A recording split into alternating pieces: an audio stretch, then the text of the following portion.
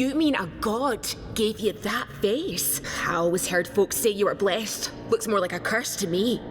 Wait, what do you mean by that? I'm gonna keep it funky. I was not gonna play Avowed. In a year that's filled with tons of games that I want to play, Avowed was a game that just fell on the back burner. I can only play so many things. Something is gonna get lost in the shuffle, but Xbox sent me a code. Now don't get mad at me, all right? Trust me, if you watch this, you'll see I'm not a paid actor, but they begged. I mean begged. They were spitting and gargling. Hey, yo. And I told them I would do them this one favor, so I want to thank Xbox for sending me a code to try out this game. I was a PlayStation guy my entire life, but Sony never does anything for me, so we're Team Xbox today. Now, Avowed has been pretty polarizing on the review side. There's some people who don't like it. There's some people who love it. There's some people that are mad at the people who love it for loving it. There's people who love it but don't want people getting mad at them for loving it, so they're searching for anything to nitpick, so it seems like they don't actually love it and they're being unbiased. It's some real wacky stuff going on. Here's the deal. I'm not talking about this game so that you like me. I'm not going to tell you what you want to hear. I'm giving you my personal experience with the game. Someone out there may watch what I have to say and make a decision on if it sounds like it's a game for them or not. And if that's you, cool. But if you get upset about another person's opinions on a game, then stop fucking watching video game reviews. Now let's get sexy. I have zero experience with the Pillars of Eternity series. And I think that works in my favor here because I think a lot of times in media, whether games, music, movies, we compare things to their predecessors. And I don't think that's fair. There's a massive superiority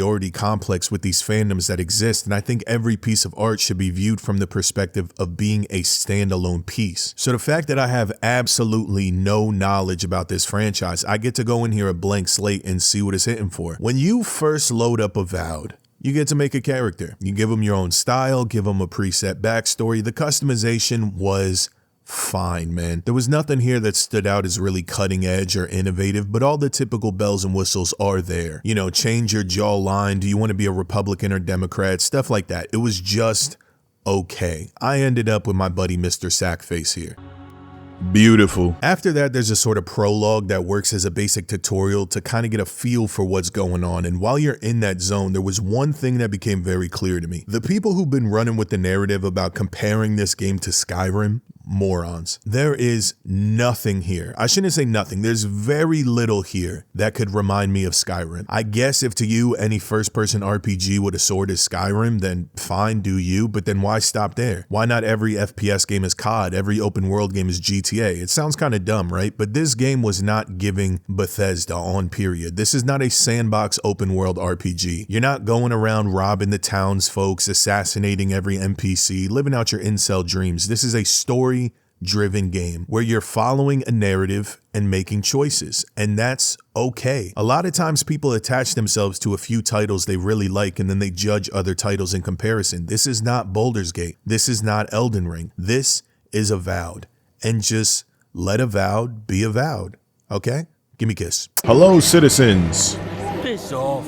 What the fuck? Now, Obsidian doesn't try to get into a meat measuring competition with their world sizes, and I really respect that. While everyone else is out here going, hey, look, it takes 14 hours to walk from one side of the map to the other, Obsidian keeps things compact, and Avowed is no different. You've got 4 main zones, and those zones can be summed up as one main hub area where all the homies are chilling, surrounded by a few small POIs. Each of the zones takes like 3 minutes to walk from one side to the other, and there's plenty of fast travel points where I never felt like I was just mindlessly walking around staring at nothing for hours. Every inch of these zones feel like they serve purpose. There could be some hidden stashes, groups of enemies, a mission area. The world felt naturally populated with things, which I gotta tip my hat to. Because the open world fatigue has kicked in for me heavy in recent years, and I didn't feel it here with Avowed because of the choice to go with smaller zones as opposed to one big map. It's also a good looking world, man. I'll be honest, I'm a little bored of the fantasy setting, you know, knights and dwarves. Oh, look, there's an orc, you know, shut up. Tolkien really created an epidemic where fantasy worlds are all starting to feel too similar. But that being said, Avowed looks good. Each of the zones has nice scenic landmarks that overlook the area, and you can take in the amount of work that went into all these little details. The lighting is also top notch. I'll put a clip if I can find one, but there's times where you're going from like a very brightly lit outside area to a darker inside space, and the way that the light transitions for you, it just felt very realistic to how our eyes would naturally adapt to extreme light changes. I can tell someone at Obsidian was definitely getting a nice bag for this kind of work. Now, something like that not that big of a deal to me, right? Like, I'm not gonna buy or not buy a game based on something like this, but I just thought it was cool to see because it shows effort. And I think that was one of the biggest takeaways I got from this world design is you can visually see the amount of passion that was put into creating this. These cities are filled with all types of nooks and crannies to explore. The city in the first zone is called Paradise. It has this little section outside the city walls called Shantytown, which really stood out to me. It's this makeshift area with a bunch of buildings kind of just thrown together. It kind of gives me the same vibe of what you would think of like if a Brazilian favela was built on the water. The building traversal is cool, and this area is relatively unimportant. There's a couple things to do there, but you're not there too long. It's areas like that show me Obsidian was really focused in on making a believable world here. Speaking of weapons, literally no one said anything about weapons. This guy's a brain dead. I like the way Avowed does gear and leveling, but there is a drawback to it for me. So there's 15 types of weapons in the game if you include shields and these hands. Now I played with a gun build for most of the game because I'm an American, so I like to shoot things. I was creating phase montages, 360 no scope, and it was a good time. Now the weapons and armor in this game, they don't have levels, they have quality, and this quality decides how much damage you do or take. If you have a common pistol and robe and you're trying to fight a rare level minion, not only is your pistol going to do less damage than it would against a common enemy, but you're also going to get bodied. Now the way you get better gear in this game is a little different than some RPGs. In some games you're grinding out certain areas or bosses to get a specific item that comes at a certain drop rate. That's not Avowed. In Avowed, when you kill an enemy, they're gone forever. And I'm not just talking bosses, regular little bozos walking around. Once they die, that's it. There's no spawning back into that area or waiting a certain amount of time for them to come back. So how you get better gear is by crafting. You can find materials in vendors and chests around the map and on enemies' bodies, and those crafting materials are used at base camp to upgrade your items to better quality. On top of that, every zone has like a hub city where the vendors in the city will sell gear that's the same tier as the zone you're in. That's another thing too, there's no enemy scaling in this game. The first zone you're in has first and second tier enemies, the second zone has second and third tier enemies, and so on. So a lot of the time what I was doing when I started a new zone was I was busting out some side quests, killing a bunch of enemies, running around the open world doing bounties, then heading to town to sell all my stuff so I can buy the current tier weapon and armor. Then I go grind some more missions, continue getting materials so I can go to camp and upgrade those items as much as I can. This game's mechanics strongly encourage exploration, which I do like. Exploring gets you the materials that you're going to need to continue to get stronger, and it's also going to get you those unique weapons. Every type of weapon in the game has unique versions of them which have unique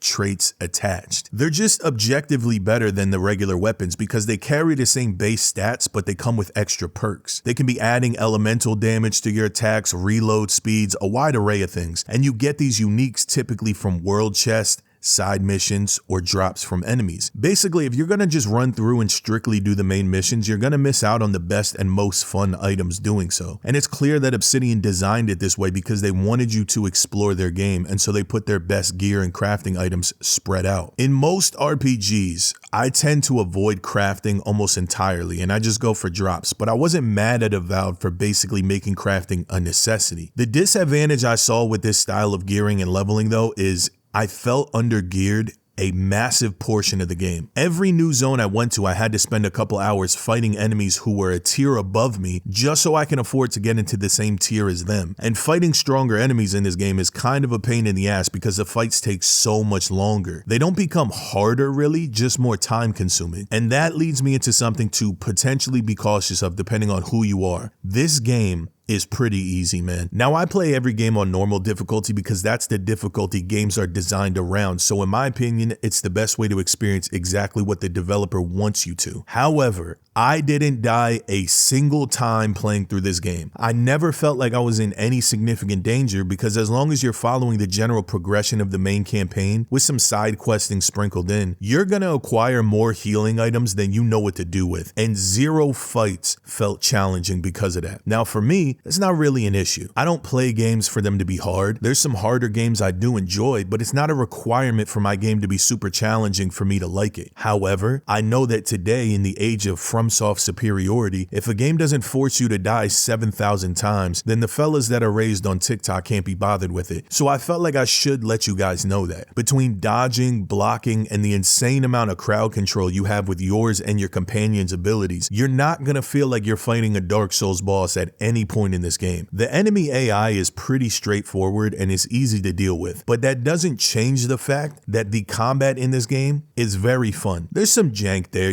bullets not registering, enemies flying across the map. It wouldn't be an Obsidian game without those things. But in terms of first-person, medieval-inspired RPGs, I'm not saying it's the most impressive, but it's the most fun combat I've experienced in that space. Lots of ways to build your loadout, tons of spells, you get companions who have their own unique abilities that you control, you have the ability to dual-wield weapons, maybe you want to run a pistol and a dagger, maybe a book and a wand. It's your life, go live it. Now, one of the criticisms I know people are going to have for this game, people are going to say, it's not innovative. Where's the new ideas? It doesn't bring anything new to the table because people do this with every game now. My response is, it doesn't have to, man. Bringing new mechanics and features to gaming has never been the metric for how we judge a game being good or not. Everyone loves Elden Ring, right? Elden Ring does very little in terms of innovation. The things that people like and praise about that game have existed in gaming for years. It's just that Elden Ring does them well. We're at the point where gaming has so much variety in terms of ideas that we don't need every new release to be a game that defines the next 10 years. We just need the current ideas we have to be executed well. And in the case of Avowed,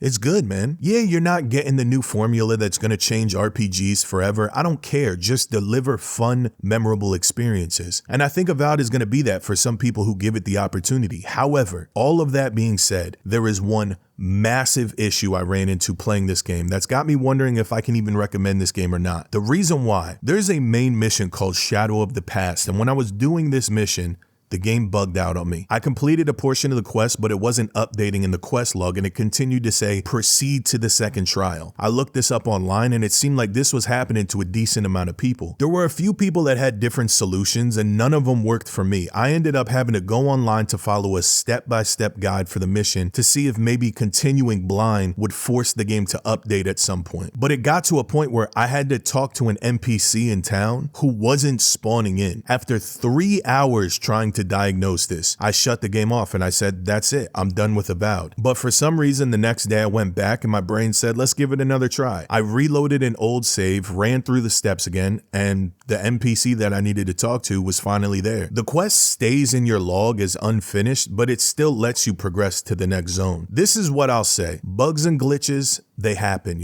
but game-breaking ones that stop you from progressing in the game, no bueno. I hope Obsidian's aware of this and they're working on a fix, because having to take hours of time to figure out how to fix this was not very chill. If you own Avowed or you plan on getting it and this happens to you by chance, what I suggest is manual save as soon as you possibly can, so that you have somewhere you can start from as you experiment on how to get this thing to work, because you're going to be doing a lot of saving and reloading. I did, at least. And then after that, I just continued about the game, enjoying myself. But I can't act like that didn't put a huge damper in what was previously a pretty solid experience. This game was completely okay. It's not going to catapult gaming into the future. I don't think it's going to be a consensus top 20 game of all time, but I do think it's a game that we're going to look back on 5 years from now and maybe say, that game was pretty good. Maybe even a little underrated. Obsidian continues to impress me with their world building. Hopefully Outer Worlds 2 is even better than this. Overall though, if I had to give this game a score, I'm giving Avowed a